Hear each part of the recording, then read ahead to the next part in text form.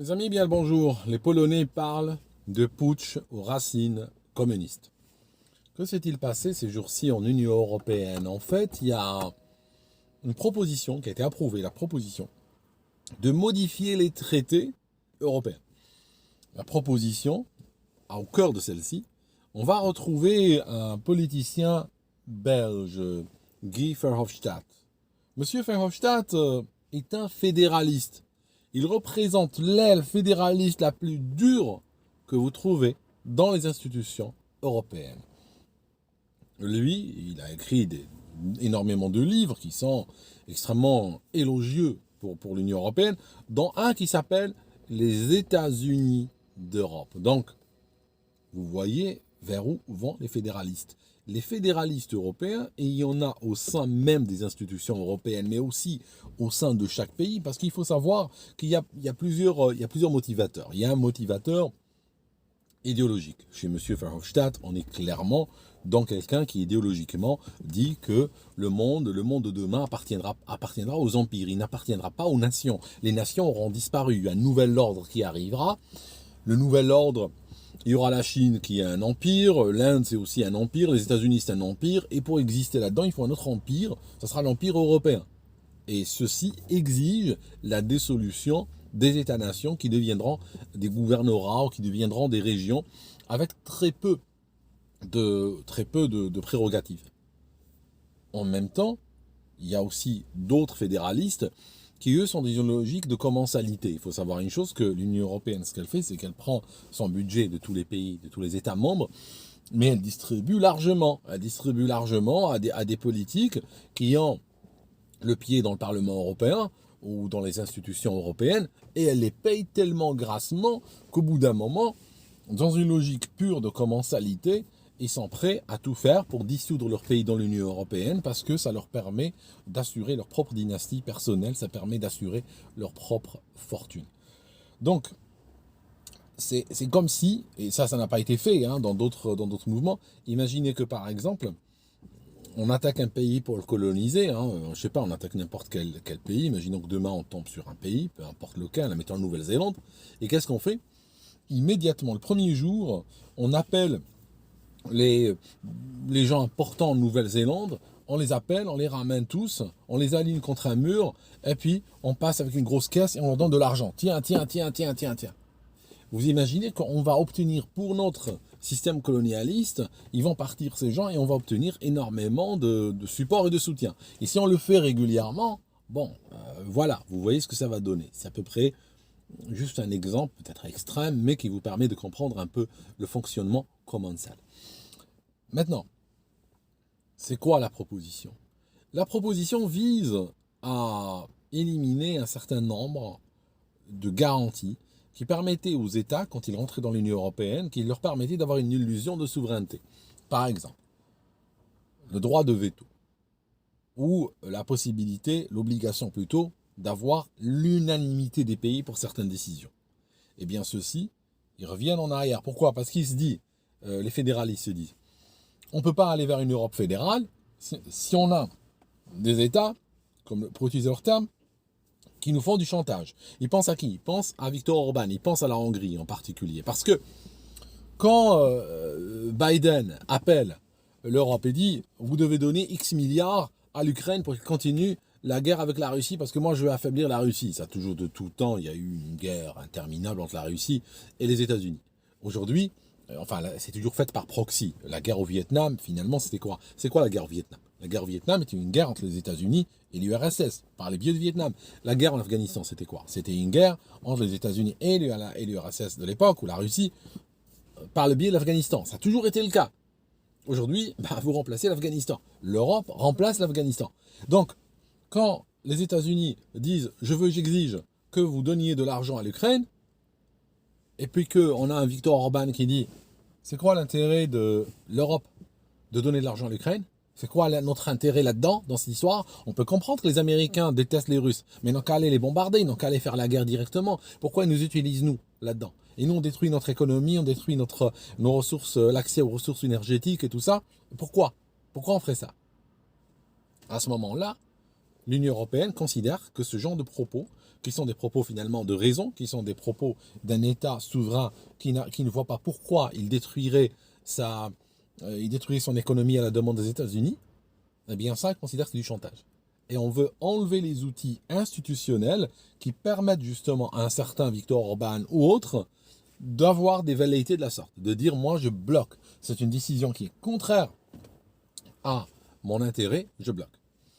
Il y a aussi la possibilité aujourd'hui que dans les commissaires européens, il n'y ait pas une représentativité de tous les pays. Ça signifie qu'on peut potentiellement, parce qu'aujourd'hui la règle c'est que de chaque pays justement, il faut qu'on s'assure que chaque pays soit représenté au niveau de la commission.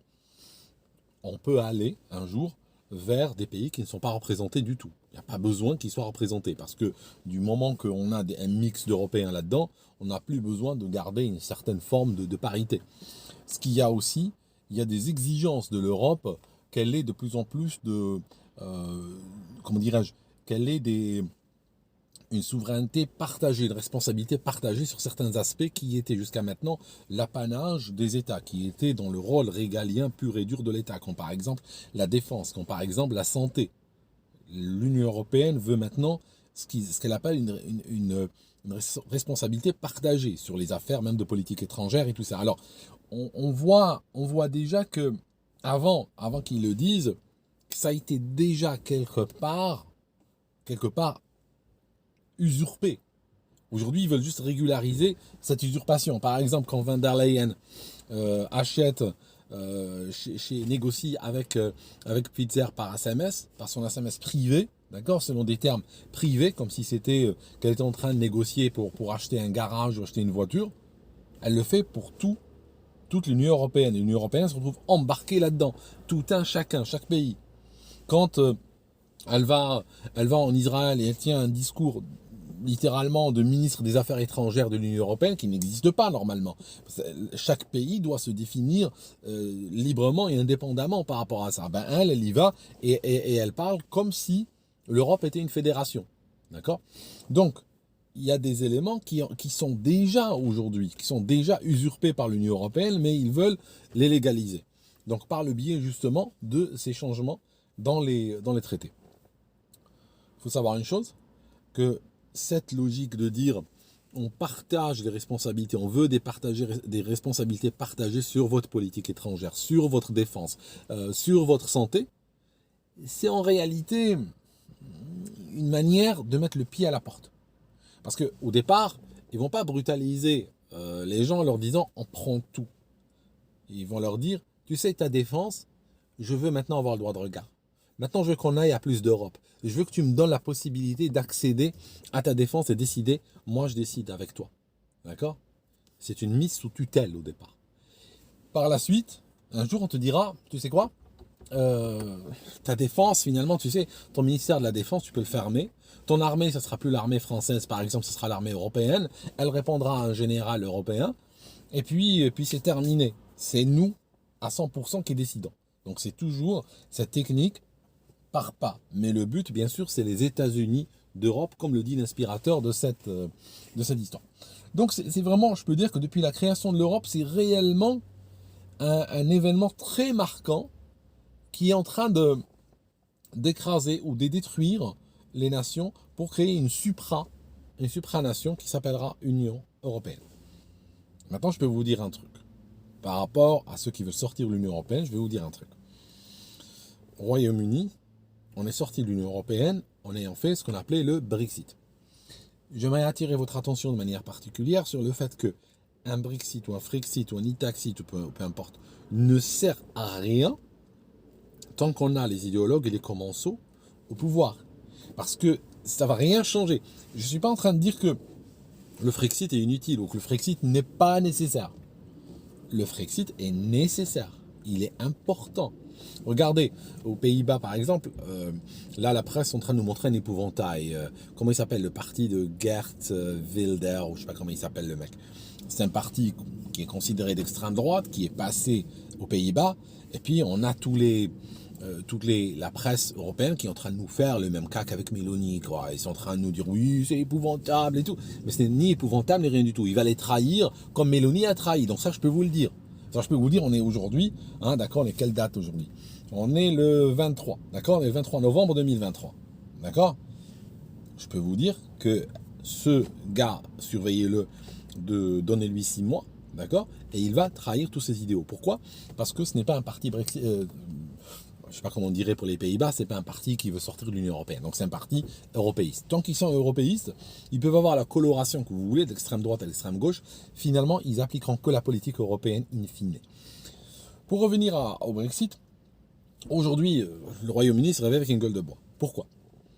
Parce que au moment du Brexit, quand on en parlait, l'un des clous du spectacle était l'Europe. On disait, on va reprendre le contrôle de nos frontières.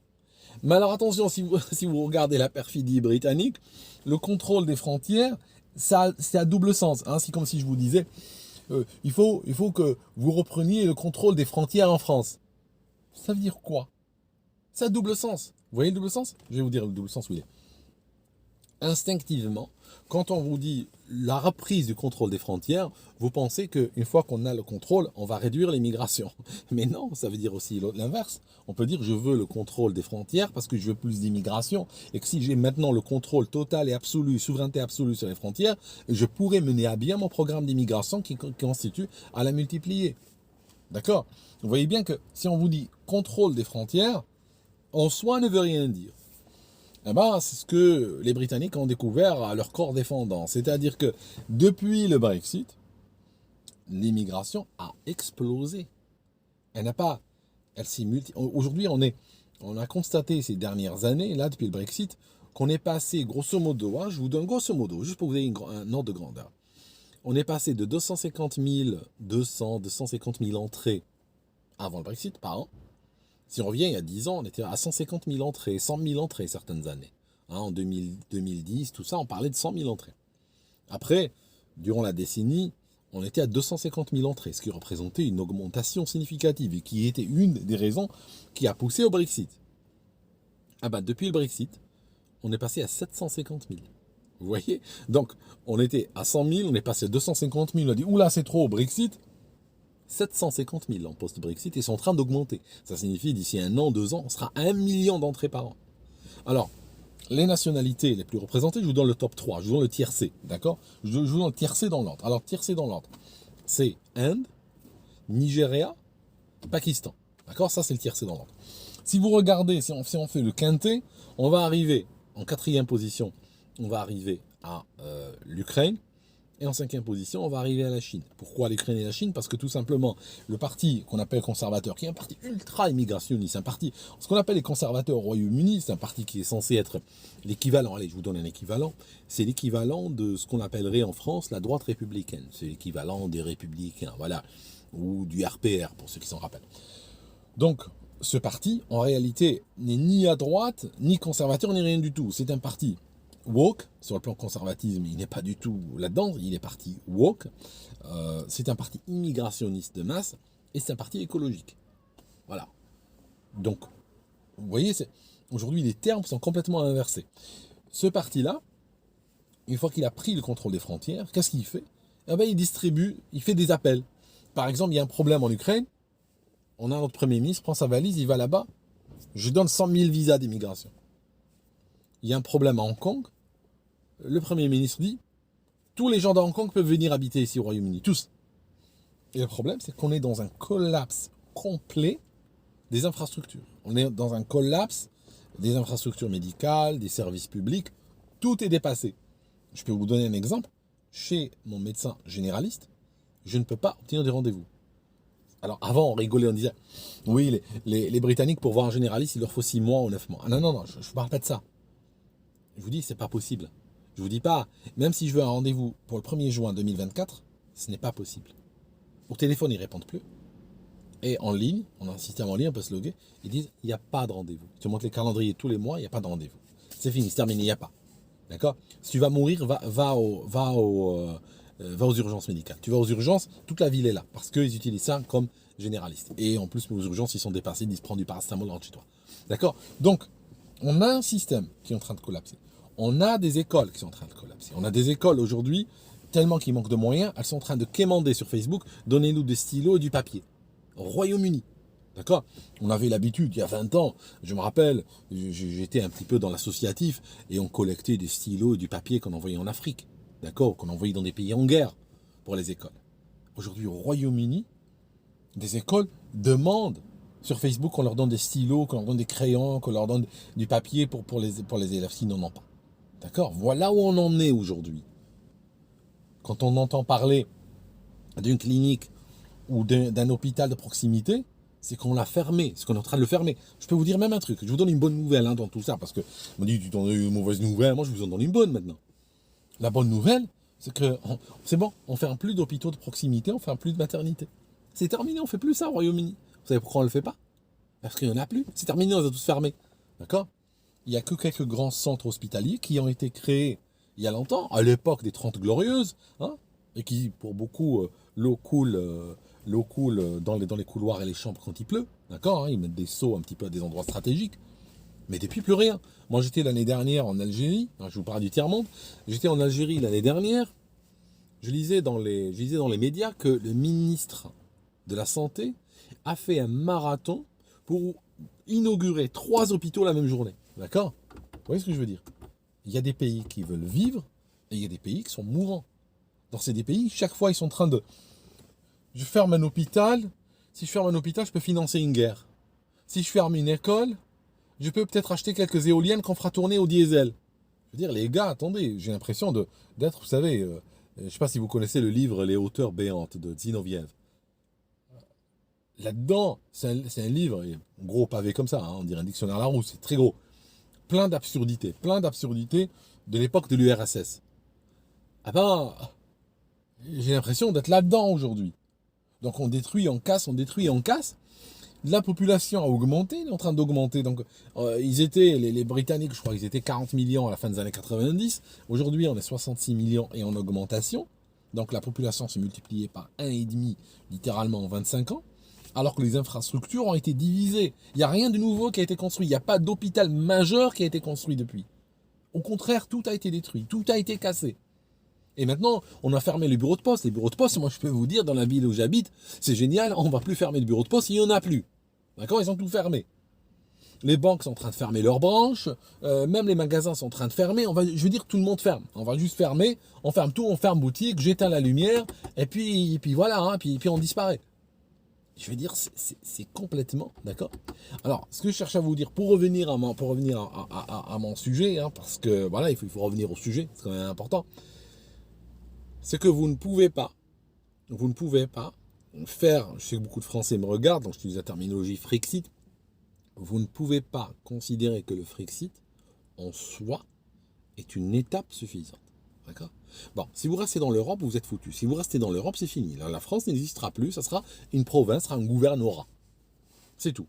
Vous subirez des décisions centrales, ils feront de vous ce qu'ils voudront. Vous payez, vous vous taisez. Et puis, eux, ils sont inféodés aux Américains. Vous savez, hein, les otanistes ou les atlantistes, ou je ne sais pas comment on les appelle, eux, ils ont des projets extrêmement sinistres, et vous suivrez leurs projets, et vous n'aurez pas le choix, vous n'aurez pas votre mot à dire. Donc, sortir de l'Union européenne est une obligation.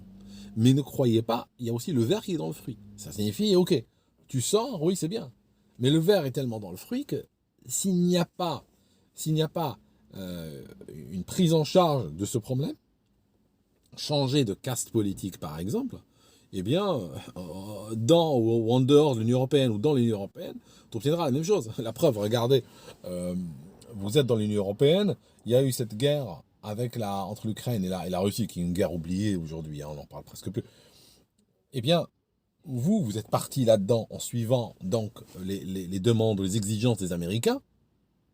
Ah ben nous aussi. Alors que Brexit, machin, ben oui, nous aussi. Ben on a fait exactement pareil. On a suivi ce qu'ils nous ont demandé. Vous voyez ce que je veux dire? Voilà. Merci mes amis en tout cas d'avoir écouté cette vidéo jusqu'ici. Je pense que quand même avoir été en Guadeloupe m'a donné un petit peu d'énergie quand même. Hein. Vous voyez, ça m'a donné plus d'énergie je trouve. Mais il ne faut pas que je traîne trop longtemps ici. Il faut que de temps en temps j'aille prendre le soleil quelque part. Sinon tu pètes un plomb. Hein. Dans ce pays, moi je te le dis, hein, tu pètes un plomb. D'accord? Merci mes amis d'avoir écouté jusqu'ici et on se voit bientôt.